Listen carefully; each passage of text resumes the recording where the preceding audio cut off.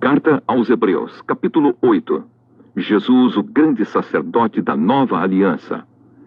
A coisa mais importante de tudo o que estamos dizendo tem a ver com o sacerdote que nós temos. Ele é o grande sacerdote que está sentado no céu, do lado direito do trono de Deus, o Todo-Poderoso. Ele faz o seu serviço no lugar santíssimo, na verdadeira tenda que foi armada pelo Senhor e não por seres humanos. Todo grande sacerdote é escolhido para apresentar a Deus as ofertas e os sacrifícios de animais. E por isso é necessário que o nosso grande sacerdote tenha também alguma coisa para oferecer. Se ele estivesse na terra, não seria sacerdote, pois existem sacerdotes que apresentam as ofertas de acordo com a lei de Moisés. O trabalho que esses sacerdotes fazem é, de fato, somente uma cópia e uma sombra do que está no céu. Foi isso que aconteceu quando Deus falou com Moisés. Quando Moisés estava para construir a tenda, Deus disse: "Tenha cuidado para fazer tudo de acordo com o modelo que eu lhe mostrei no monte." Mas, de fato, Jesus foi encarregado de um serviço sacerdotal que é superior ao dos sacerdotes, pois a aliança que ele conseguiu é melhor porque ela se baseia em promessas de coisas melhores. Pois se a primeira aliança tivesse sido perfeita, não seria necessária uma nova aliança.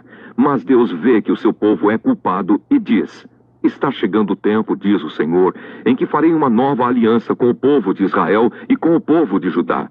Essa aliança não será como aquela que eu fiz com os antepassados deles, no dia em que os peguei pela mão e os tirei da terra do Egito.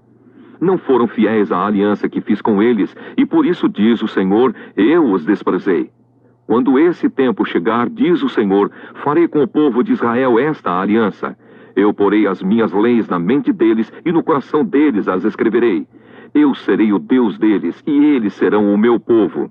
Ninguém vai precisar ensinar o seu patrício, nem o seu parente, dizendo: procure conhecer o Senhor, porque todos me conhecerão, tanto as pessoas mais humildes como as mais importantes, pois eu perdoarei os seus pecados e nunca mais lembrarei das suas maldades." E quando Deus fala da nova aliança, é porque ele já tornou velha a primeira, e o que está ficando velho e gasto vai desaparecer logo.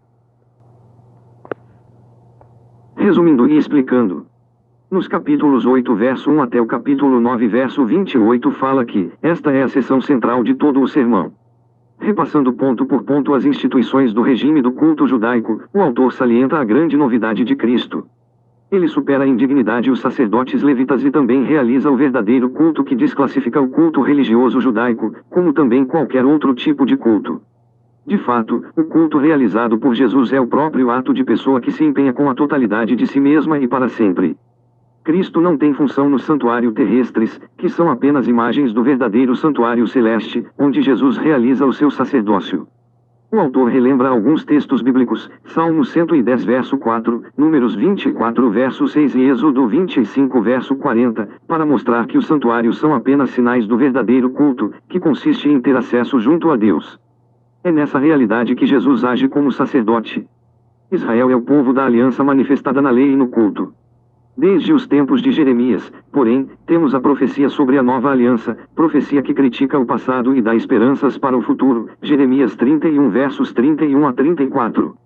A Sagrada Escritura, portanto, anuncia uma nova situação religiosa. A relação entre Deus e os homens não se realizará mais em base a leis ou instituições, mas se fundará na própria pessoa de Jesus Cristo, mediador das relações vitais com Deus. Confira 1 Timóteo capítulo 2 verso 5.